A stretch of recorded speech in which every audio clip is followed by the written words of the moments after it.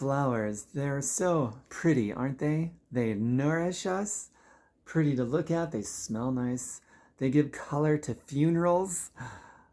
They're just nourishing us so that they can feast on our dead, decomposing bodies. They're waiting for us to die so they can dine on us. It's a conspiracy against the living by these flowers. Fuck you, plant. But on the other hand, there is a beautiful symbiotic relationship between us and plants. I'm feeding on them, nourishing myself my entire life.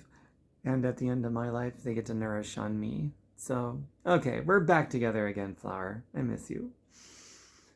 But on the other hand, they attract bees. And I got stung by one of those fuckers once. And it hurt. But on the other hand, I do like honey. And bees produce honey is pretty sweet because of the flower.